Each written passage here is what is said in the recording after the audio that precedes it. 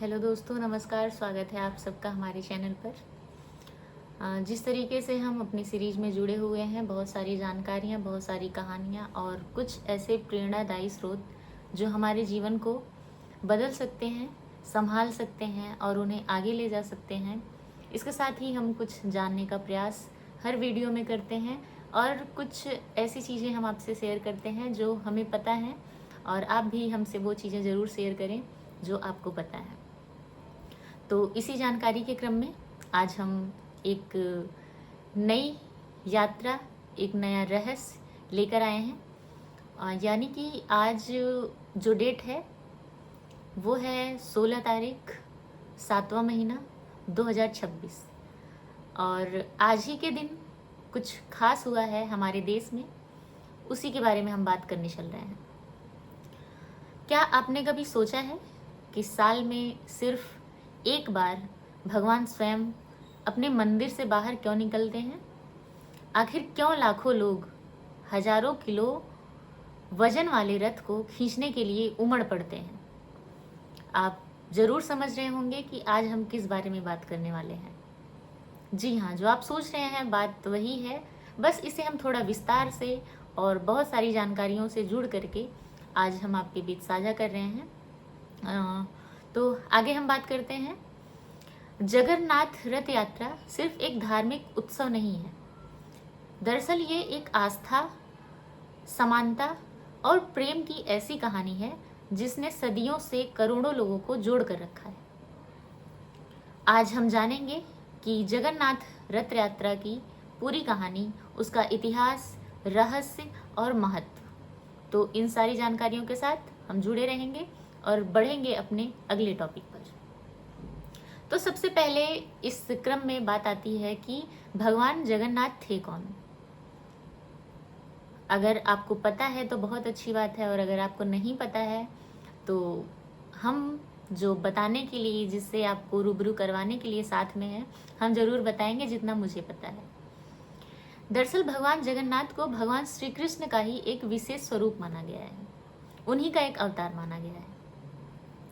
उनके साथ उनके बड़े भाई बलभद्र और बहन सुभद्रा की भी पूजा की जाती है। दरअसल ये जो पूजा करने की जगह है और भगवान जगन्नाथ की जो ये रथ यात्रा है, ये उड़ीसा का पुरी एक स्थान है, वहीं पर यह यात्रा शुरू होती है। दरअसल उड़ीसा के पुरी में स्थित जगन्नाथ मंदिर चारों धामों में से एक है। अगर आपको चारों धामों के नाम पता है तो आप कमेंट जरूर करिएगा। हर वर्ष आषाढ़ मास की शुक्ल पक्ष द्वितीया तिथि को तीनों देवता अपने मंदिर से निकल करके गुंडिचा मंदिर तक रथ में यात्रा करते हैं। यह यात्रा दुनिया की सबसे प्राचीन, सबसे पुरानी और विशाल रथ यात्राओं में गिनी जाती है। यानी कि ये विश्व में प्रसिद्ध है यात्रा, क्योंकि यह यात्रा रथ से की जाती है। अब हम बात करते हैं कि रथ यात्रा की शुरुआत कैसे हुई। जरूर इसके पीछे कोई ना कोई पुरानी धारणा रही होगी या कुछ तो विशेष रहा होगा जिसकी वजह से रथ से ही यात्रा करके भगवान जी गुंडिचा मंदिर तक जाते हैं। अब वो कहानी क्या है, हम इसे विस्तार से जानेंगे। दरअसल पौराणिक कथा के अनुसार मालवा के राजा इंद्रद्युम्न महान राजा उस समय के थे, और वही भगवान विष्णु के बहुत अच्छे, बहुत योग्य, बहुत आदर्श भक्त थे। एक दिन उन्हें पता चला कि नील माधव नाम से भगवान विष्णु का एक अद्भुत स्वरूप जंगल में गुप्त रूप से पूजा जाता है। यानी कि उन्हें नहीं पता है कि भगवान जी का एक और अवतार जो कि नील माधव नाम का है, वो कहीं पर उनकी पूजा की जाती है। और आप जानते ही हैं कि भक्त जो हैं अपने भगवान को खोजते हुए कहीं भी पहुंच जाते हैं, है ना। तो भगवान छूट नहीं सकते हैं अपने भक्तों से। भगवान जहाँ भी हैं, भक्त कहीं ना कहीं पूरा प्रयास करते हैं कि अपने भगवान के पास वो जरूर पहुंचे। तो जब उन्हें पता चलता है कि भगवान नील माधव की गुप्त रूप से कहीं पूजा की जा रही है, तो वो तुरंत अपने दूत विद्यापति को खोजने के लिए भेज देते हैं कि जाओ देखो कहाँ पर ऐसा हो रहा है। क्योंकि हम मेरे जो भगवान हैं उनकी पूजा, उनकी आराधना करना मैं छोड़ नहीं सकता हूँ, और उनका अगर एक स्वरूप और मुझे पता चलता है तो मैं वहाँ तक जरूर पहुँचूंगा। कई कठिनाइयों के बाद विद्यापति ने नील माधव के दर्शन किए, यानी कि अंत में उनके जो विद्यापति थे उनको मिल गए नील माधव भगवान। अब इसके बाद क्या होता है कि वो दर्शन करके आते हैं, अपने राजा को बताते हैं कि हाँ सच में ऐसी बात है और मैंने दर्शन कर लिए हैं, और उनको भी लेके जाते हैं कि चलिए आपके भगवान तो हमें मिल गए हैं तो आप भी दर्शन कर लीजिए। अपने राजा को पूरी तैयारियों के साथ लेकर के जाते हैं। लेकिन वहाँ होता क्या है कि जब राजा वहाँ पे पहुँचते हैं तो भगवान वहाँ अदृश्य हो चुके होते हैं। तभी वहाँ पर आकाशवाणी होती है कि समुद्र किनारे एक दिव्य लकड़ी का तुम्हें लट्ठा मिलेगा और तुम उसी से मेरी प्रतिमा बनवाओ, तब मैं तुम्हें दर्शन दूंगा। राजा ने बिल्कुल वैसा ही किया, क्योंकि उन्हें अपने भगवान से, अपने आराध्य से बहुत प्रेम था। राजा ने वैसा ही किया। भगवान विश्वकर्मा बढ़ई का रूप धारण करके मूर्तियां बनाने में लगे हैं, लेकिन शर्त भी रखी गई थी राजा के सामने कि जब तक काम पूरा नहीं हो वहां का दरवाजा कोई नहीं खोलेगा। कई दिनों तक राजा छोड़ देते हैं, अंदर से कोई आवाज नहीं आ रही होती है, तो राजा को ऐसा लगता है कि शायद काम संपन्न हो गया है, या फिर हमें एक बार चल के देख लेना चाहिए कि कहाँ तक चीजें हुई हैं। और वो भूल चुके थे उस शर्त को। ऐसे में जैसे ही राजा दरवाजा खोलते हैं, अंदर भगवान विश्वकर्मा उन्हें गायब दिखाई देते हैं, और जैसे ही सामने देखते हैं मूर्तियां वहां पर अधूरी बनी हुई होती हैं। इन्हीं अधूरी मूर्तियों की आज भगवान जगन्नाथ, बलभद्र और सुभद्रा के रूप में पूजा की जाती है। अब हम बात करते हैं कि रथ यात्रा क्यों निकाली जाती है। ये भी एक इम्पॉर्टेंट मुद्दा है कि भगवान जो है वहाँ पर आधे थे, ये बात तो ठीक है, लेकिन रथ यात्रा का इससे क्या लेना देना है, तो हम इसके बारे में बात करने वाले हैं। दरअसल मान्यता है कि देवी सुभद्रा ने इच्छा जताई थी कि वे अपने जन्म स्थान और मौसी के घर जाएं। इसके लिए होता क्या है कि भगवान जगन्नाथ और बलभद्र भी उनके साथ चल देते हैं। इसी यात्रा की याद में हर साल रथ यात्रा भी निकाली जाती है। जो गुंडीचा मंदिर है वो भगवान की मौसी का घर भी कहा जाता है, और वो लोग अपनी मौसी के घर जा रहे थे। तो तीनों देवता वहाँ लगभग एक सप्ताह तक रहते भी हैं, और फिर बहुधा यात्रा के माध्यम से वो वापस अपने मंदिर में आ जाते हैं। तो ये है कहानी। इसके साथ अब जो 3 रथ हैं, उन तीनों रथों की भी कुछ ना कुछ खासियत है, आइए हम उसे भी जान लेते हैं।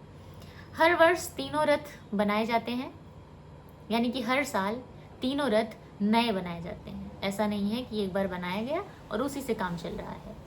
ठीक, इनमें एक भी लोहे की कील का प्रयोग नहीं किया जाता है। खास बात यह है कि लकड़ी के रथ तो रहते हैं, लेकिन उनमें जो लोहे की कीलें होती हैं कहीं भी टच नहीं किया जाता है। अब जो रथ है भगवान जगन्नाथ जी का, उस रथ का नाम है नंदी घोष। उसमें 16 पहिए होते हैं, और वो सबसे बड़ा रथ, तीनों में सबसे बड़ा रथ भगवान जगन्नाथ जी का होता है। उसके बाद दूसरे रथ की बात करते हैं। जो दूसरा रथ है वो बलभद्र का रथ होता है, उसका नाम होता है तालध्वज। उसमें पूरे 14 पहिए होते हैं। फिर उनकी बहन सुभद्रा का रथ होता है, रथ का नाम है दर्प दलन, और उसमें 12 पहिए होते हैं। इन रथों को हजारों भक्त रस्सियों से खींचते हैं, यानी कि उसमें किसी और बल की जरूरत नहीं पड़ती है। लोग, उनके भक्त जो वहाँ पर उपस्थित होते हैं, उन्हीं के माध्यम से उन्हें मंदिर तक ले जाया जाता है, गुंडीचा मंदिर तक। मान्यता है कि रथ खींचने वाला व्यक्ति विशेष पुण्य प्राप्त करता है। ऐसा लोग कहते हैं कि जो भगवान को उनके घर तक पहुंचाता है उन्हें पुण्य मिलता है। इसके साथ ही एक और बात आती है कि राजा झाड़ू क्यों लगाते हैं। तो ये रथ यात्रा शुरू होने से पहले पुरी के गजपति महाराज सोने की झाड़ू से रथ के सामने सफाई करते हैं, और इस परंपरा को, ये जो पुरानी परंपराएं चली आ रही हैं झाड़ू लगाने की, उसे छेरा पहरा कहा जाता है। इसका कुछ ना कुछ संदेश भी जाता होगा भक्तों में। उसका संदेश है कि भगवान के सामने राजा और साधारण व्यक्ति दोनों समान हैं, ना तो राजा बहुत अमीर है और न ही गरीब बहुत गरीब है। यानी कि वहाँ पर समानता का संदेश दिया जाता है। यही जगन्नाथ संस्कृति की सबसे बड़ी पहचान है। अब इसके बाद बात करते हैं हम कि ये जो रथ यात्रा है, इसका भी कुछ ना कुछ संदेश हम भक्तों के बीच में पहुंचाते हैं। हम श्रद्धालुओं के बीच में कुछ ना कुछ तो अपनी संदेश जो है पहुंचाने का कार्य करते हैं। जगन्नाथ मंदिर में प्रवेश के कुछ नियम भी हैं, लेकिन रथ यात्रा के दौरान भगवान स्वयं बाहर आते हैं ताकि हर व्यक्ति, चाहे उसकी जाति, वर्ग या कोई भी पृष्ठभूमि हो, उनके दर्शन कर सके। वो अपने भक्तों को दर्शन देने के लिए खुद बाहर चलकर आते हैं। यही कारण है कि इसे समानता, सेवा और मानवता का सबसे बड़ा प्रतीक माना जाता है। अच्छा, इसके कुछ अद्भुत तथ्य भी हैं, कुछ खास बातें भी हैं, उसकी भी हम बात कर लेते हैं। दरअसल ये हर साल रथ जो है तीनों नए बनाए जाते हैं। लाखों श्रद्धालु इस रथ को खींचने के लिए आते हैं। भगवान गुंडिचा मंदिर में कुछ दिन विश्राम भी करते हैं, आराम भी करते हैं। वापसी की यात्रा को बहुधा यात्रा कहा जाता है और इस पूरे उत्सव में लाखों लोग बिना किसी भेदभाव के शामिल होते हैं। खास बात यह है कि सारे भक्त बिना किसी भेदभाव के वहाँ पर शामिल होते हैं। अब हम इसके समापन की तरफ चलते हैं, क्योंकि पूरी कहानी यही है। अब जगन्नाथ रथ यात्रा हमें कुछ न कुछ सीख जरूर देती है कि भगवान केवल मंदिरों में ही नहीं रहते हैं, बल्कि अपने भक्तों तक स्वयं भी आते हैं। यह यात्रा जो है वो आस्था, प्रेम, समानता और सेवा का भी संदेश देती है। शायद यही कारण है कि सदियों बाद भी करोड़ों लोग जय जगन्नाथ के जयकारों के साथ इस दिव्य उत्सव का हिस्सा बनने के लिए जरूर आते हैं। तो आज वही दिन था और उस दिन के लिए आप जहाँ भी हैं, अगर आपको ये कहानी पसंद आ रही हो तो आप वीडियो को लाइक, चैनल सब्सक्राइब करने के साथ ही कमेंट में जय जगन्नाथ जी जरूर लिखें। धन्यवाद।